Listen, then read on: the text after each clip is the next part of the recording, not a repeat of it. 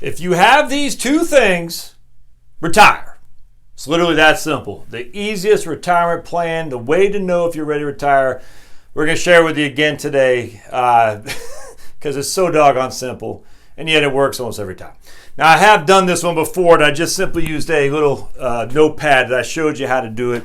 But I'm going to do it again because now I got my new high-speed fancy whiteboard here, the $15 whiteboard I got at home Lowe's. So I think it'd be better to draw it on the screen. So if you've seen this before and you're like, Josh, you're repeating your stuff, just hang in there. Got a lot of new subscribers anyway, so it'll be good. So welcome to Heritage Wealth Planning channel, my friends, the place you come to learn all about retirement planning. And I'm going to make it so simple for you that you can delete. You don't have to subscribe. You can say, this guy, Josh, he solved all my problems. I'm moving on, and I'm going to enjoy my life. So what do we do here? I need my pen. There it is. All right, you ready? Let me get my trusty PVC pipe. So this is the 4-quadrant retirement plan. I'm telling you, I've done thousands of plans, and everything, I'm just telling you right now, if you can have these two things, it works almost every single time. Debt, no debt. Pension, no pension. If you can do this, ready? I'll show you how to do it. You ready? No debt and pension. If you can make those two things combined, you are G2G. It's literally that simple. But Josh, my pension's only $1,000 a month. Doesn't matter. Josh, let's see what else. I got $2,000 in credit card debt. Doesn't matter. That's not really considered debt. I mean, it is, but I'm more talking about mortgage debt. But Josh, my pension doesn't kick in until I'm 60 and I'm only 55. Doesn't matter. If you can make these two things hit, you are going to be good to go. And there's a reason for this that gets overlooked a lot, actually. The first and foremost is people who stay in a place long enough to have no pension are generally the people who sacrifice, do not live too large. They stay in one place, they put their head down, and they just drive on. I'm just telling you right now, they don't go chasing silver objects or shinier objects. The grass is always greener, which means they can lay that foundation. And the one thing about retirement planning, particularly when it comes to investments, but also when it comes to just income stream, is the foundation that you've laid from years and years of just putting your head down and driving on. If you can lay that foundation, it pays huge dividends. But more than just that, and actually it's kind of funny because a lot of times that will go hand in hand with this right here, and I'll share it with you in just a second. But more than just laying down the foundation, what happens is it says, I got a job to do. I'm going to do my job. I'm going to do my job. I'm going to be frugal. I'm going to do my job. I'm going to be frugal. And I'm just telling you, the people who can stay in one place, be it military, government, working for the school district, anything like that, those people just drive on and they drive on and they drive on each and every day. They deal with the crap at work. But they have this sense that says, I'm just going to keep doing it. And then when it happens, they wake up, they're 50 years old or 55 years old, they're 5 years away from having a pension. They're like, oh man, the reward's coming. It's called sacrificing today for the reward in the future. Delayed gratification, that's what it is. Delaying the gratification, something that we don't teach very well today in the United States. Delaying a gratification. I'm going to work, I'm driving down, I'm driving on, and then at some point I'll get the gratification of doing that. Now there's a risk to this. I'll share with you in a second. Now, ironically enough, the same people who do this also usually stay in the same house. Not all the time, but generally speaking, they'll buy a 3-2 or 4-3 bedroom home, and they're just going to stay there and stay there and stay there until essentially the kids are out of the house. They don't move very often. They just grind on. Again, delaying the gratification. So what happens is they'll wake up at 55, they got pension, and then they have no debt or a small amount of mortgage. That's it. And all the while they've been squirreling a little bit of money, put their kids through school. Whatever it is they're trying to do. I've seen this happen so many times. And then I don't even need to know what the cash flow is because there's a certain mentality of the person who lives like this. They stay in one place and they have no debt. They stay in one place, usually a home, and stay in one place, usually a house, usually a work environment. They have no debt. And so because of that, they've managed the cash flow very, very well. And they don't have to be rich, but they're going to be just fine in retirement. So is this you? Do you look up and say 2 years from now your house is paid off? And again, I'm not talking about $2,000 a credit card. I just talked to a lady or 2 days ago, and she knows who she is, but she says, look, she hates her crappy old job. She hates it. But she stayed there 30 years, and she's miserable.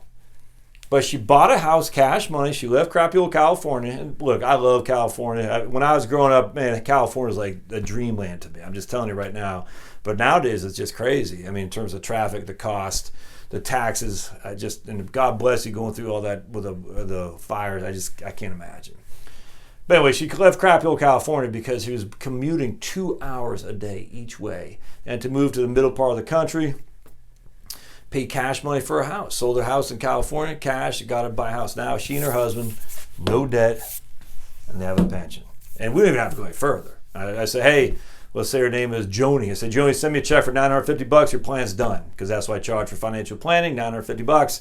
We're not going to do that, be facetious, but theoretically we could do it. I say, you're done. You're going to be fine. Because I've seen this happen a million times a Sunday. Now, the counter to this, and this one I'm going to use red, is if you have this.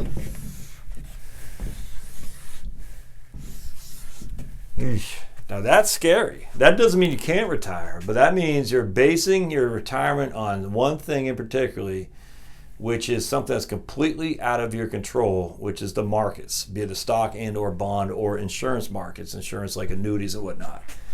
And that's scary because if you have debt, you're carrying debt into retirement and you have no pension, that's going to be challenging. That's just all there is to it because you get a big hit in the markets, you're in a world of hurt. No other way around that because the debt is still there. The pension, you don't have a pension, you're replacing your pension with ideally higher values of your 401k, 403b, TSP, but that is the money that you're going to use in which to pay this debt. And if this right here is down because of the markets, and then this is still there, which it certainly will be, that's a troublesome place to be, and that's going to keep you awake at night. I'm just telling you right now. This guy right here, if you can get that removed, it's going to save you a world of fear and worry, that's for sure.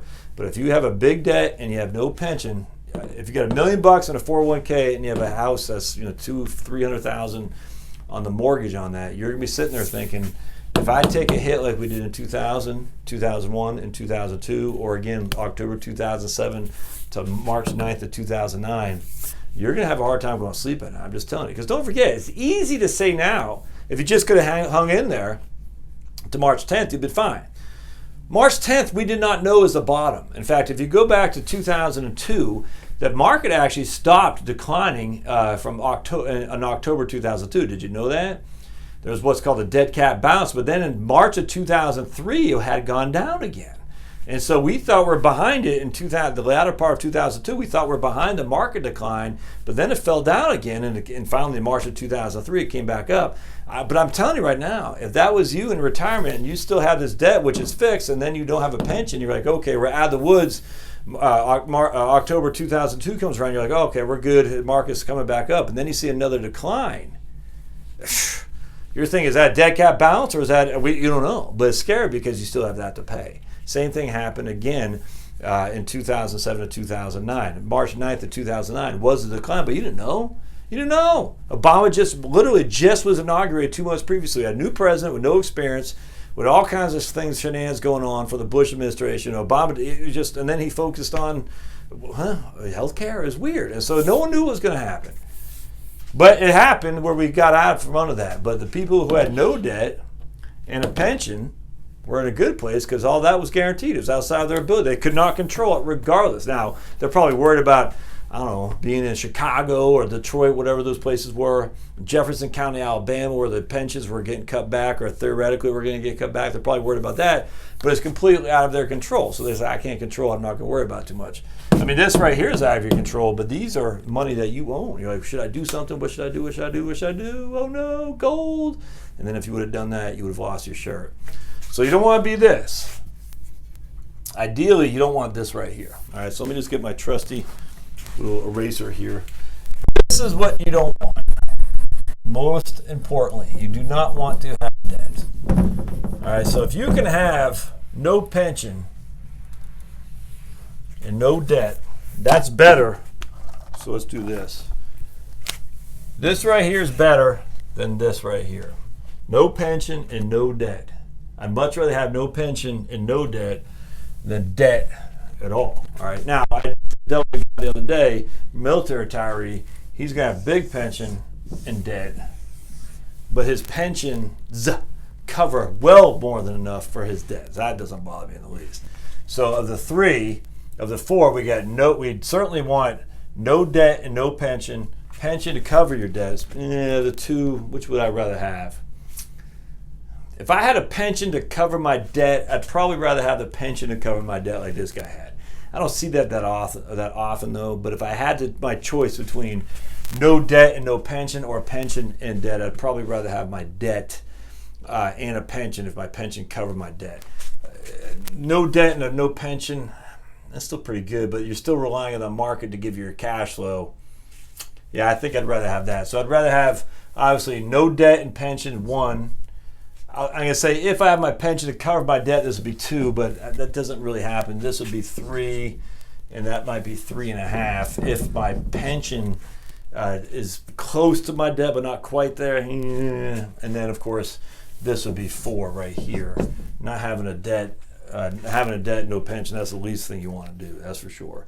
I'd rather you to have debt, frankly, because a lot of times you don't have debt. The reason you don't have debt is because you've been, it's going to sound bad, but it's like you've been managing your cash flow correctly. You haven't been living large, you've been frugal, but sometimes people do that they just do it because they're scared. And I don't want you to be scared either. Like, I had a guy up in New Jersey just a long time ago, he and his wife, they had well more than they could spend. And I remember she's wanting to buy some new shoes. It was just an example, but and he got real nervous. And it's like, the shoes cost $90, dude. And they had like $1.3 million, a pension, no debt. And they lived in New Jersey. I'll never forget. It's like, now they came from the old world. Like, just long story short, they're older. Their parents were through the Great Depression. It's like 10, maybe 15 years ago, maybe 10 years ago, something like that. And so they recognize what's the luxury spending or what's the frivolous spending. Neither of them believed in it for sure. But she just wanted a nice new pair of shoes, and he was giving her a hard time. I said, come on, dude. At some point you got to get over the issue that you can't at least enjoy what you have. That's the issue too. Some people can get so heavy and not miserly, but frugal that they still keep that nervousness, like what if, and I don't want you to be like that either, where you're so frugal that you're not enjoying your life's work to at least buy a new pair of shoes. On the other hand, I don't want you being so confident that you're buying a new sailboat when you don't have a pot to pee in. That's not the right answer. So remember, a 4 quadrant retirement plan. No debt and pension is number 1. Pension and debt, if your pension offsets the debt, is number 2. No debt, no pension is number 3. If your pension doesn't offset your debt, 3.5, and then of course debt and a pension is the worst. So there you go. If you have that, you can retire. You don't even have to think twice about your cash flow. You do, but theoretically you don't, because you're going to be fine just because of the mentality that you have. So I hope this helps. If you want to dive into it, let me know. I'm for hire for sure, and I'm happy to talk to you about your own situation. My number one goal in life is to get you out of the friggin' cubicle, because I was in it and I hated it, and now I don't hate it and I feel better. So don't forget to subscribe, comment, question, thumbs up always help, and then of course go to the blog at heritagewealthplanning.com, and we'll see you next time. Thanks, guys. Oops.